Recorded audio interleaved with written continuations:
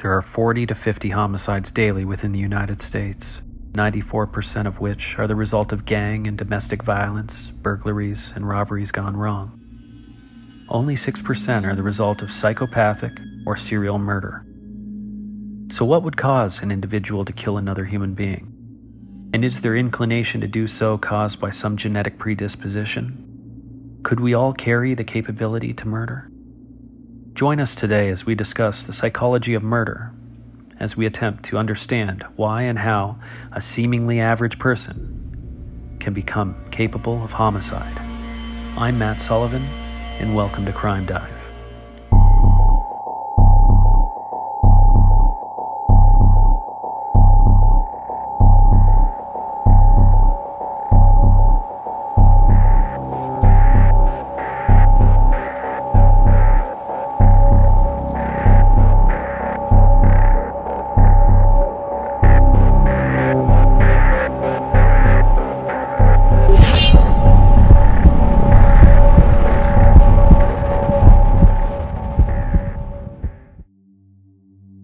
Every single killer, no matter the motivation overall, was driven by an inner force, an evil, very close to an ego. If we are to better understand their acts, we must examine the 5 most common types of murderer.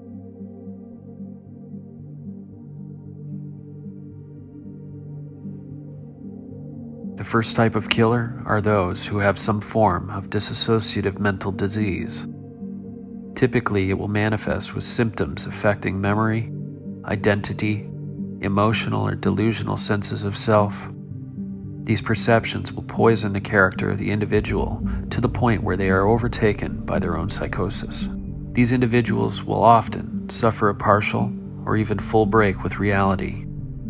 This can manifest by visual and auditory hallucinations, placing the individual in a strange mental state. Often, the attack will be spontaneous, and the victim will be selected, driven according to the killer's psychological symptoms. More times than not, the victim will be random and unsuspecting. An example of such is Vince Lee, the man who, while on a Greyhound bus in Canada, stabbed and beheaded a stranger seated next to him in March of 2009.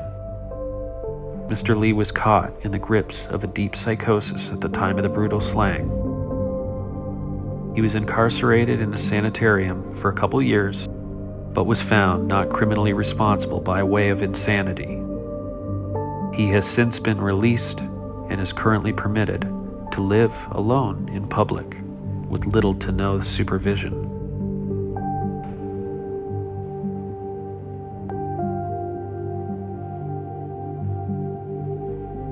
Some kill due to an insatiable need for personal, romantic, or financial gain. The motivation of such is far more complicated than the dissociative killer. The individual is extrinsically driven towards material gain and benefit. More times than not, the acts are well planned and prepared, and the victims are generally acquainted in some way with their killer and specifically chosen based upon that which the victim can provide. An example of such is the case against Lyle and Eric Menendez, who murdered their mother and father to obtain their significant wealth in 1989. The sheer callous nature of these murders sparked public outrage towards the brothers, as they conspired to build an alibi together and attempted to blame the mob for the incident. At first, they had gotten away with the crime until their excessive spending habits of their father's estate began to spark questions by investigators. Over the course of the trial, it was discovered that their father had been sexually assaulting them for years earlier. Both brothers are serving life sentences in an LA County prison.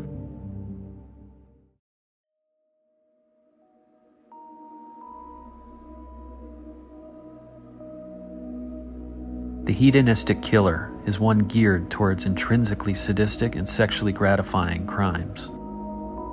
These individuals tend to plan and organize their act. Typically, the victims are strangers with specific characteristics that the killer is looking for. The act often encourages the offender to abduct, and target children. Sometimes, they even plan this for a significant amount of time. The offender often suffers from compulsive thoughts and fantasies, which they cannot shut off. Therefore, they often fantasize about the victim for months or even years before their crime. Sometimes, they partially practice the acts before committing the act of murder. An example of this is that of Ted Bundy, who kidnapped, raped, and murdered numerous women between 1974 and 1978. Bundy was regarded as charming, handsome, and was known for his high IQ and charisma. Bundy was extremely manipulative and made efforts to appear as a trustworthy individual. This led to him escaping custody several times during his trials, as he represented himself as his own lawyer. After years of denial, Bundy eventually admitted to more than 30 victims and claimed that pornography drove him to do the things he did. He was inevitably executed on death row for his crimes on January 24, 1989, at Florida State Prison by electric chair.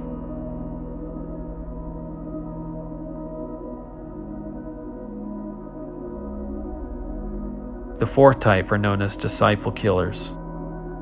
Sometimes, a charismatic leader can manipulate a group of persons who are generally average, commit heinous crimes involving murder. Often, this person or persons will continue to be under the influence of their leader's command. Slowly, the individuals will be stripped by the leader of their own identities, often under the influence of psychedelic drugs. The acts themselves are intrinsically motivated by special attention.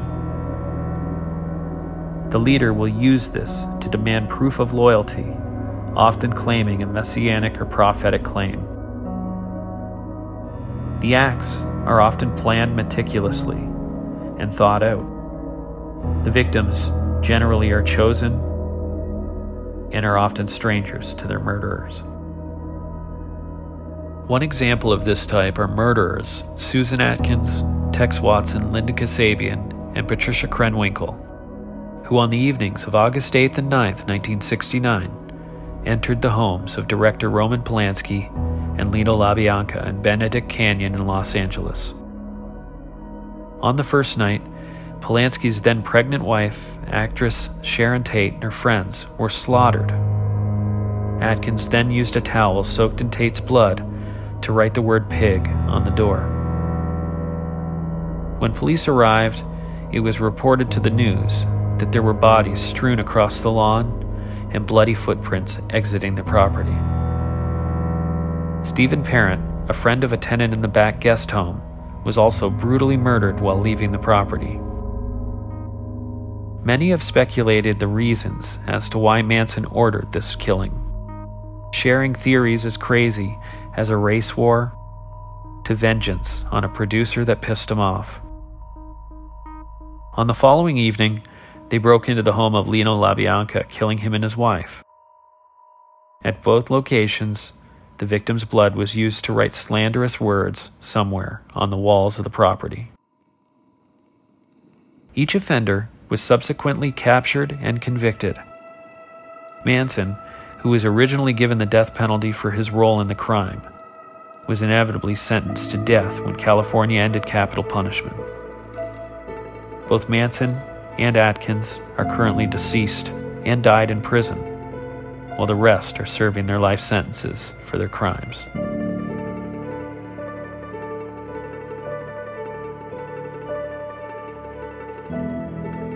The fifth and final type is that of the power seeker. This type is motivated by intrinsically dominating a victim. Their acts are typically well planned and prepared for. Oftentimes, the offender will be seeking attention to boost a diminished self-image. Victims serve a selfish cause, feeding the killer's thirst for self-soothing and self-esteem. These people love to play God.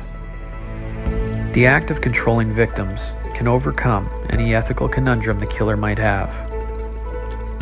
In my opinion, this type is more aggressive than the rest and has the greatest chance of being missed by law enforcement.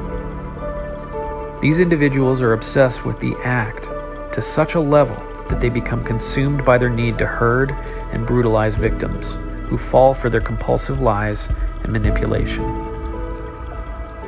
An example of the power seeker is Dennis Rader, who murdered 10 individuals, some children as young as 9 years old, over the course of 17 years. Rader would stalk these victims days and weeks before the crime. He would then enter the home, holding the family at gunpoint, posing as an escaped convict, living in a fantasy. While Rader would tell the victims that he just wanted to rob them and that he would let them go, the crime was always a ruse given to gain their trust. He always intended to kill everyone that he chose. Between each crime, he would taunt police with images of himself recreating the last moments of the victim's life. He went dormant in 1991 until 2004, when suddenly he decided to send police a floppy disk, taunting them yet again. Police were quick to identify the computer that was used by Rader, leading to a church in Wichita. He was officially identified and apprehended on February 25, 2005, and quickly confessed to investigators that he was the BTK. What became clear to them was the sheer arrogance and indifference Rader had towards the victims and their families when he discussed their murders. He was inevitably sentenced to 10 consecutive life sentences on August 18, 2005. Rader will serve the last of his days, watched, under maximum security in Kansas.